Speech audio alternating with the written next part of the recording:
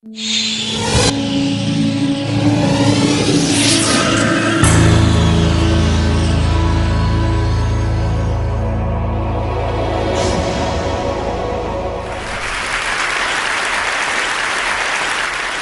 I wanted to start with the question, when was the last time you were called childish?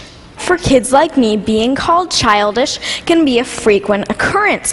Every time we make irrational demands, exhibit irresponsible behavior, or display any other signs of being normal American citizens, we are called childish. Which really bothers me. After all, take a look at these events. Imperialism and colonization, world wars, George W. Bush. Ask yourself, who's responsible? Adults! Now, what have kids done? Well, Anne Frank touched millions with her powerful account of the Holocaust.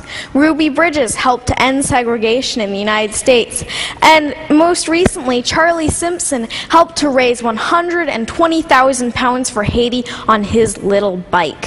So as you can see evidenced by such examples, age has absolutely nothing to do with it. The traits the word childish addresses are seen so often in adults that we should abolish this age discriminatory word when it comes to criticizing behavior associated with irresponsibility and irrational thinking.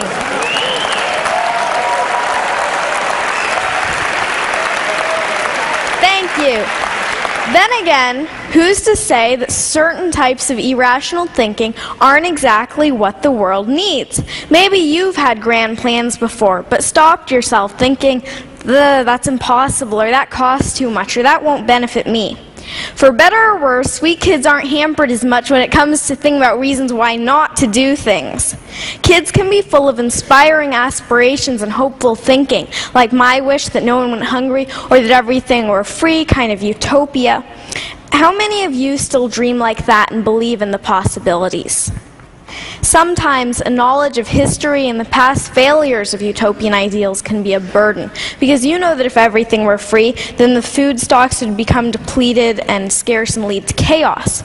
On the other hand, we kids still dream about perfection.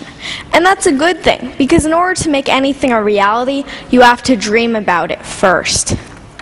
In many ways, our audacity to imagine helps push the boundaries of possibility. For instance, the Museum of Glass in Tacoma, Washington, my home state, yoo-hoo, Washington,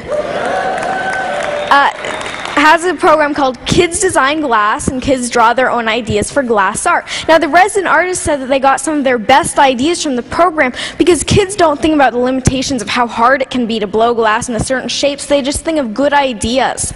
Now, when you think of glass, you might think of colorful Chihuly designs or maybe Italian vases, but kids challenge glass artists to go beyond that, into the realm of broken-hearted snakes and bacon boys, who you can see as meat vision. Now, our inherent wisdom doesn't have to be insider's knowledge. Kids already do a lot of learning from adults, and we have a lot to share. I think that adults should start learning from kids. Now, I do most of my speaking in front of an education crowd, teachers and students, and I like this analogy. It shouldn't just be a teacher at the head of the classroom telling students, do this, do that. The students should teach their teachers. Learning between grown-ups and kids should be reciprocal. The reality, unfortunately, is a little different, and it has a lot to do with trust, or a lack of it. Now, if you don't trust someone, you place restrictions on them, right? If I doubt my older sister's ability to pay back the 10% interest I established on her last loan, I'm going to withhold her ability to get more money from me until she pays it back. True story, by the way. Now, adults seem to have a prevalently restrictive attitude towards kids, from every don't do that, don't do this in the school handbook, to restrictions on school internet use.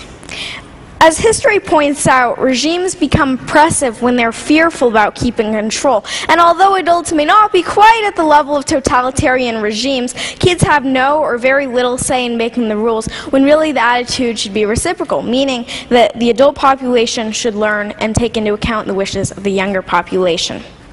Now, what's even worse than restriction is that adults often underestimate kids' abilities. We love challenges, but when expectations are low, trust me, we will sink to them.